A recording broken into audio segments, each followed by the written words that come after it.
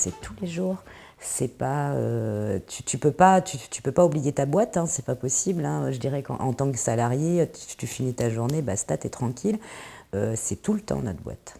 Il faut bien réaliser que c'est tout le temps. Mais par contre, c'est une aventure qui est formidable.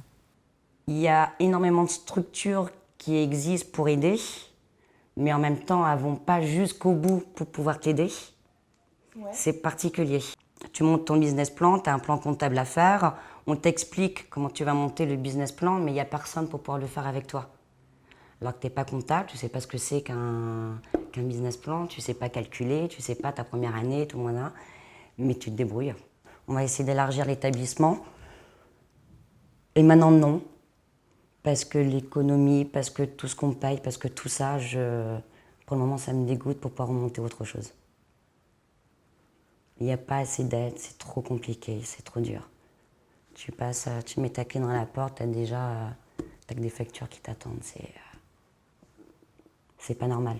C'est pas normal de payer toutes les charges et de ne pas pouvoir te payer. Toi, il y a des moments, je trouve que c'est pas... Voilà.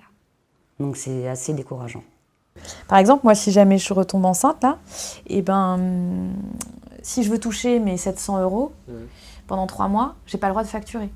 J'ai pas le droit de travailler. Donc, qu'est-ce que je fais? Je touche les 700 €, je travaille pas. Je post-date mes factures, donc je, entre guillemets, fraude, même si au bout d'un moment, voilà. Ou je touche pas l'aide, la minuscule aide qu'on va me donner. C'est pas normal, en fait, d'avoir ce genre de problématique-là. Je trouve que c'est pas normal. Parce que, justement, il faut aller vers une flexibilité beaucoup plus importante de tout ça. Oui, c'est tout à fait compatible d'être enceinte et de travailler, d'avoir un jeune enfant et de travailler, mais c'est tout à fait compatible. C'est une société qui est montée par 2 femmes. On a toutes les deux, moi j'ai 29, elle a 35. Les banques ne nous prêteront pas. Et ça, on s'est déjà renseigné auprès de plusieurs banques, plusieurs organismes. Ils ne nous prêteront pas parce qu'on est à risque.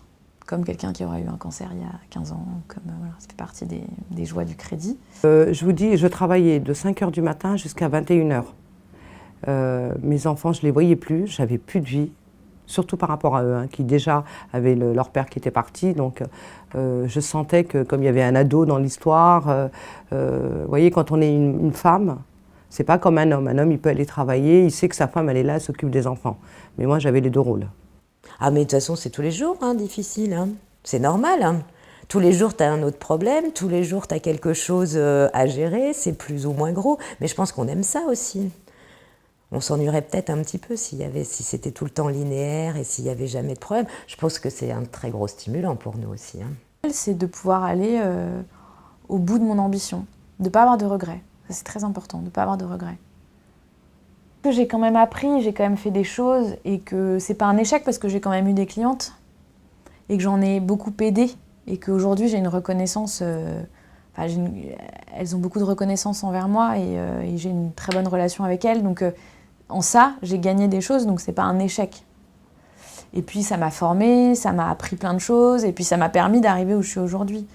Et puis c'était une très belle aventure qui a dû se terminer parce que je me suis séparée de mon ami et qu'il a voulu reprendre l'entreprise et qu'on ne pouvait plus être 2 parce qu'on ne s'entendait plus.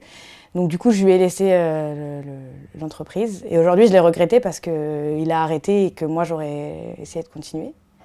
Justement, je suis en projet de le refaire.